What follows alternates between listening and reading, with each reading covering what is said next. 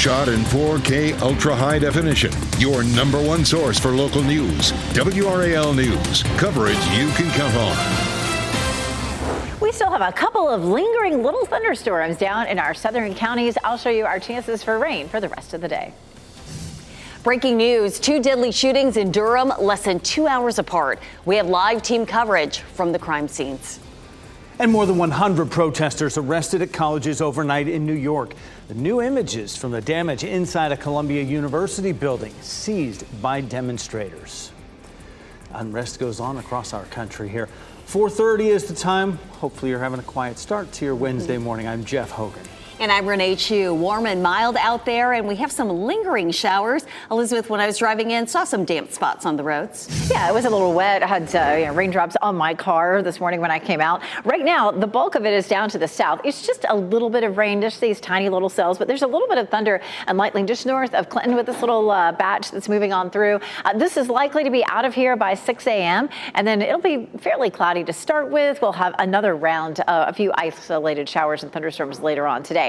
High pressure is going to build in behind that and bring us some drier conditions for Thursday and Friday. And then we're following the next front back to the north and west. That's going to bring us some rain just in time for the weekend. You can see we're taking a look at the legislative building and the streets right there. Jones Street is a little bit on the damp side this morning. Nothing that's going to cause you any problems for the morning commute. 67, the temperature. We still have that southwest wind at around 3 miles per hour. We walk through Futurecast and definitely some cloud cover for us this morning. But you can see those lingering showers and thunderstorms move out pretty quickly. This afternoon, a few isolated cells, also the same general location from Raleigh toward Rocky Mount, Goldsboro, Fayetteville, and Clinton. That's going to be our best chance of seeing any rain this afternoon. Otherwise, expect partly cloudy skies. It's 59 in Roxborough. Temperatures are in the upper 60s as you're headed out the door. At lunchtime, looking at 81, and we'll see highs in the mid 80s this afternoon. Again, coming up, we're going to take a close look at the timing of the rain for the weekend. Breaking news we're following out of Durham this morning. 2 deadly shootings happened less than 2 hours apart, and we know 2 people are dead, including a juvenile, and 3 others are injured. First happened on South Street, and the other about 3 miles away on West Club Boulevard. Police are still at both scenes investigating, and we have team coverage for you this morning. We start with Kelsey Coffey on West Club Boulevard. Kelsey. Jeff, 3 men were shot and 1 was killed here at this home on West Club Boulevard in Durham. You can see investigators are outside of that home now. Just to give you some perspective on where we are, we're right across the street from Club Boulevard Elementary. Let's get you straight to video now from the WRAL Breaking News Tracker. 2 men are injured, and again, 1 of them was killed, but police responded to this just before midnight. We're working to find out the names of each of those men who were shot, and police are still searching for a suspect, so we'll keep you posted as we find out more information. But there's another shooting that happened just 3 miles away on South Street, and that's where we find WRAL's Nick Perlin in the WRAL Breaking News Tracker. Nick, what have you learned? Well, Kelsey, this happened just before 10 o'clock, and we do know that, unfortunately, 1 juvenile was killed here at this scene behind me, as well as an adult woman was also injured. Take a look at this. I'm seeing 3 Durham police units. They've been here all morning. I'm just going to get out of the way just so you can get a better view of the entire scene. We've seen investigators lay crime scene tape as well as evidence markers. We do know that both of these people who were shot were taken to the hospital. Like I said, the 1 juvenile unfortunately died. We are told the adult woman is expected to recover. However, we're still trying to figure out if Durham police has any suspects in either of these shootings. Kelsey and I will stay on top of that. Reporting live in Durham, Nick Perlin, WRAL News. More breaking news. Part of I-87 North in Wake County was closed for a few hours this morning as troopers investigated a crash. The road reopened just after 2 this morning. The crash happened in Knightdale near the Hodge Road exit. In this video from the WRAL Breaking News Tracker, you can see there are at least 2 cars involved. We'll continue to keep you updated as we learn more information. And I'm Chris Levingood in the WRAL Live Center with a breaking news situation unfolding in California right now. This is video, aerial footage of UCLA, and there have been some violent clashes happening between pro-Palestinian protesters and counter-protesters that have happened there overnight. We have learned there have been a lot of people that have been arrested in this particular situation here. We're still trying to get more specifics with this. And not too long ago, we also learned that at Columbia University, there were also officers there that breached a building that was being being occupied by some people. But again, these are images coming out from California, UCLA. So many people out there after two different groups, pro-Palestinian protesters and counter-protesters clashing. We'll be watching very closely to see as this unfolds and to get a total number of people that are arrested after this unfolds.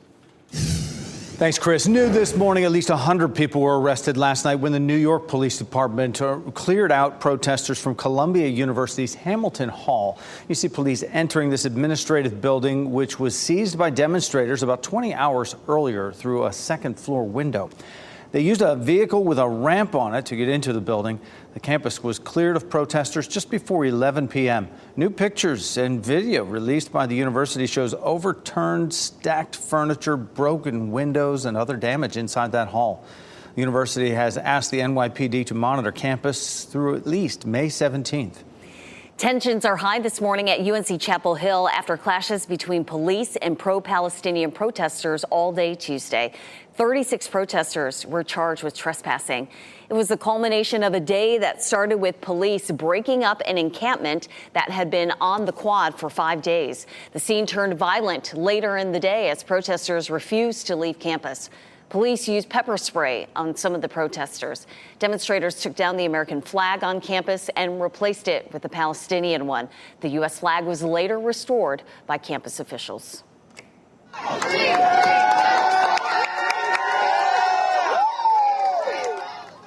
13 of the 36 people who were charged were UNC students. Protesters say they will not stop until the school cuts ties with Israeli-connected companies. This morning, families who've lost loved ones to fentanyl will be in Raleigh to talk about the dangers of the drug. WRAL's Laura Levine joins us live from the Legislative Building, where a rally will take place this morning. Laura. Renee, good morning. Families who have lost someone to fentanyl will have their photos displayed all right here in front of the Legislative Building today, so lawmakers can see the faces of the people who have died in their community. When you look at the data, we're talking about more than 17,000 North Carolinians since 2013. So many advocates and nonprofits will be here today. They are pushing for naloxone to be in every school in the state. It's life-saving medication that can be administered through nasal spray if an opioid or fentanyl emergency occurs in a classroom. They're calling on the General Assembly to appropriate $350,000 of an opioid settlement fund that the state controls, and to provide 2 boxes or 4 doses of naloxone to all public schools. Barb Walsh is the executive director for Fentanyl Victims Network, who's leading the charge. A lot of families will hear the word overdose and they're just tune out. And it's not going to be my kid. But when you talk about it as an opioid or a fentanyl emergency, then they're listening. So that press conference begins here at 10 o'clock this morning, followed by a meeting with lawmakers. Laura Levine, WRAL News, we're live in Raleigh. We're learning more about the law enforcement officers who were killed by a shooter in Charlotte. These men were all husbands and fathers with years of experience in their agencies. Deputy U.S. Marshal Thomas Weeks was among the 4 fallen officers. He was with the U.S. Marshal Service for 13 years. He leaves behind a wife and 4 children. 6-year veteran Charlotte officer Joshua Iyer leaves behind a wife and son. A memorial service for him is planned for Friday. Sam Peloche was a 14-year veteran of the Department of Adult Correction, survived by his wife and 2 children. Alden Elliott was also with that department for 14 years. He leaves behind a wife and a child. The man to whom they were trying to serve a warrant when the shooting started was also killed. The Carolina Hurricanes are moving on to the next round of the Stanley Cup playoffs. The Canes beat the New York Islanders last night at PNC Arena 6-3 in Game 5. That gave the Canes win number 4 to close out the series and advance. They'll play the New York Rangers next. Coming up in 10 minutes, WRAL's Pat Welter and Casey Hintz will have a look ahead to their next game. Right now, we're getting the clearest picture yet of what Donald Trump's second term in office would look like. What's included in his plan? And this is a live look at downtown Apex. We could see some showers today. Meteorologist Elizabeth Gardner will time those out for us next. The WRAL Severe Weather Center, North Carolina's most experienced team of meteorologists. It's 442. Waking up to some cloud cover and even a few isolated showers and thunderstorms in our southern counties. We take a look at Goldsboro, and you're going to likely see a little shower roll through here just in the next hour or so. 64 in Lewisburg, 68 Fayetteville, 62 South Hill, 68 in Goldsboro. A little bit warmer than it was this time yesterday. Around the Triangle area, we'll likely stay on the drier side, but we definitely have the potential for some isolated showers and thunderstorms again this afternoon, mainly south and east of the Triangle. School day forecast, temperatures this morning are warm, mainly in the mid-60s and in the mid-80s as the kids are getting off the bus. And again, in our southeastern counties later on mid-afternoon, we could see a few isolated showers and storms. We'll walk you through it on future casts coming up. A ban on most abortions after 6 weeks of pregnancy is now in effect in Florida. The new law went into effect just after midnight. The ban makes it a felony to perform an abortion after 6 weeks of pregnancy. That gives a woman about 2 weeks after a missed period to realize she's pregnant if she wants to get an abortion. The new law has sparked protests across the state. An amendment to protect the right to an abortion is on the state's November ballot. Dozens were injured when a metro train and a bus collided in Los Angeles. This happened just before noon yesterday near the University of Southern California. Authorities say there were about 150 passengers on the train and 2 people on board the shuttle bus. 18 people were taken to the hospital and more than 35 people were treated for injuries at the scene. Still unclear exactly what caused the crash. A man in West Virginia is facing charges after stealing an ambulance. The theft was caught on camera. It happened Monday while medics were responding to a call at a recovery home in the city of Huntington. That's when this man, 37-year-old Anthony Bell, got into the ambulance and drove off. Bell later abandoned the ambulance but was arrested yesterday. Police in Tampa are investigating after a baby was found dead on a college campus. Police say the newborn was found wrapped in a towel in a garbage bin, the University of Tampa's campus. The mother was found and taken to the hospital for treatment. Police are reminding people Florida has a safe haven law that allows people to leave newborns at a fire station or a hospital with no questions asked. In a new interview with Time magazine, former President Trump is giving the clearest picture yet of what his second term in office would look like. Trump told Time he would use the National Guard and possibly the military to deport migrants. He also is not ruling out building new detention camps. Trump also said he would not sign a national abortion ban and would leave the decision up to states. He did not rule out allowing states to monitor pregnancies to know if women get an abortion. In a response, President Biden called that reprehensible and said Donald Trump does not trust women. A heads up for drivers in Nash County. Today, DOT workers will be working on the new bridge over the Tar River. It's on Highway 581 near Southern Nash Middle School. Crews will close that highway from time to time to install new girders there. Those closures will take place every 30 minutes today between 10 a.m. and 3 p.m. The construction on the new bridge started last fall, and once it's finished, the crews will demolish the old one. Officials at Yellowstone National Park say a man harassed a herd of bison there and even kicked one of the animals in the leg. Authorities say the man from Idaho was arrested on alcohol-related crimes as well as for disturbing wildlife. He could face fines and up to 6 months in jail. Canes returned home for Game 5 with one thing in mind: finish off the Islanders and move on to the second round of the Stanley Cup playoffs. WRAL's Casey Hintz and Pat Welter join us from PNC Arena with how they managed that 6-3 final score over the Islanders.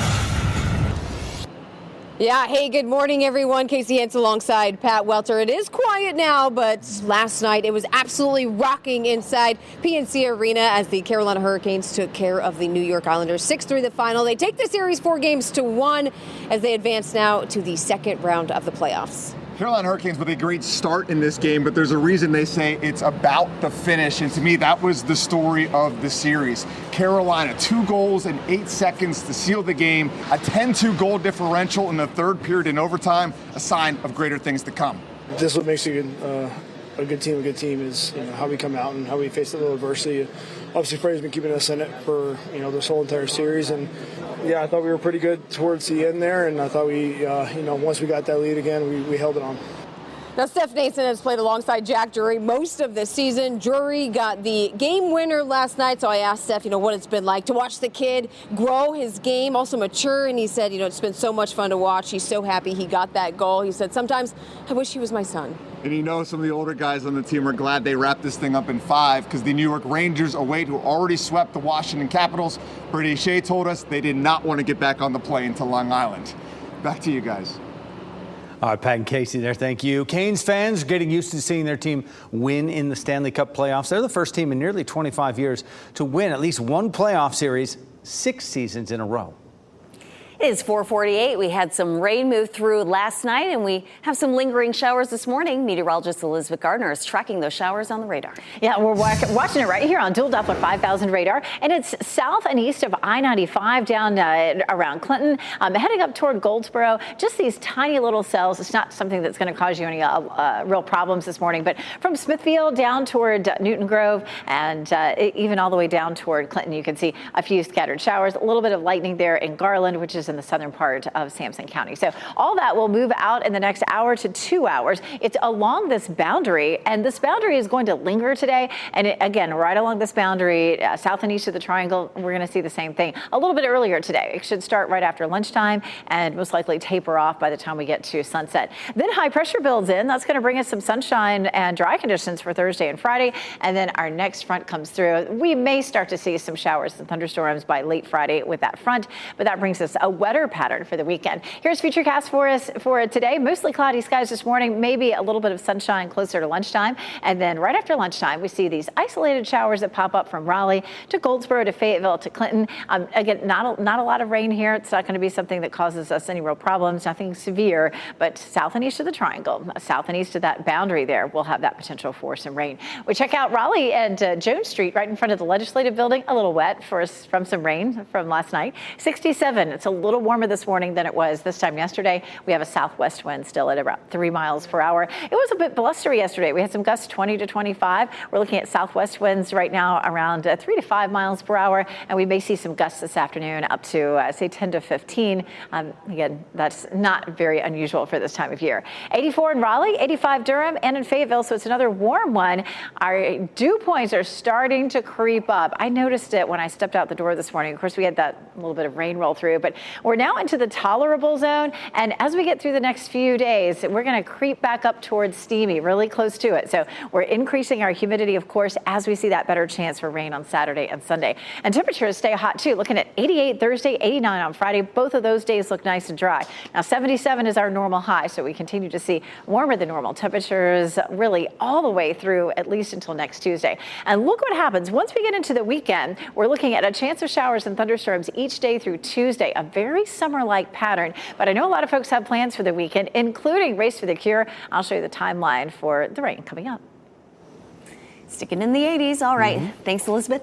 A bird park right here in our state is getting recognition all the way from the UK. The honor the owner received from King Charles. In your entertainment news, we now know the nominees for this year's Tony Awards and a first look at a Roman epic. Here's Ashley Dvorkin with the Hollywood Nation. A roaring first look. Coppola's epic and Broadway honors are in the Hollywood Nation.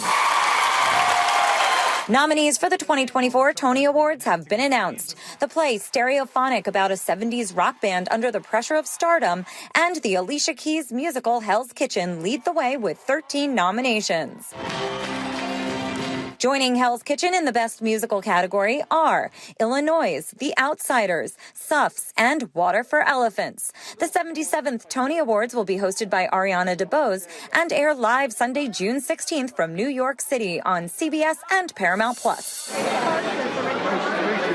In today's First Looks is a peek at Francis Ford Coppola's Megalopolis, a Roman epic fable set in an imagined modern America, starring Adam Driver and Natalie Emmanuel.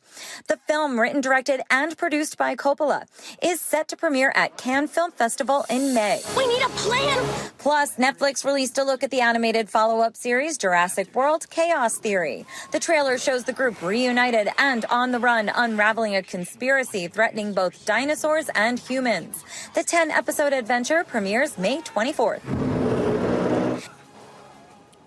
Ariana DeBose, who grew up in Raleigh and Wake Forest. That was Ashley Dvorkin reporting.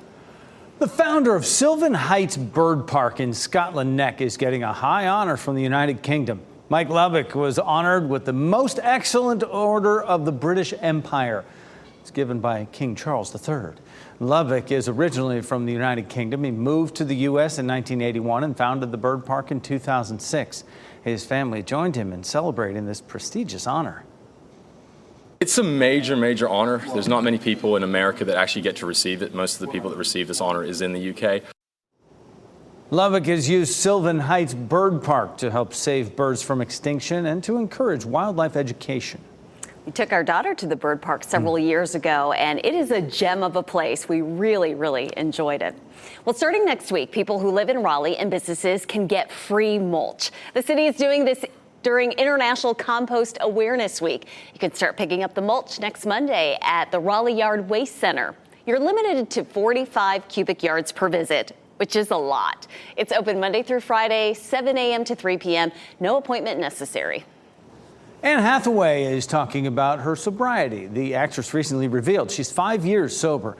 She says she stopped drinking after a bad hangover in 2018, adding that she wanted to be present for her young son.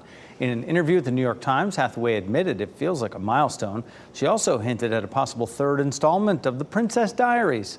Previously, Hathaway said those movies were in her past. Her newest movie, The Idea of You, hits Prime Video May 2nd. That's tomorrow. Durham police are investigating 2 deadly shootings that happened just miles apart. Our team coverage continues with what we know as the 2 investigations unfold. Plus, it's just been very tough. And knowing that you have families that are hurting right now. Charlotte Mecklenburg Police Chief emotional there as he talked about the 4 fallen officers, what we're learning about their families of the officers killed in line of duty in Charlotte. And cleanup efforts are underway after a tornado ripped through Kansas City, leaving 1 dead and destroying nearly 24 homes.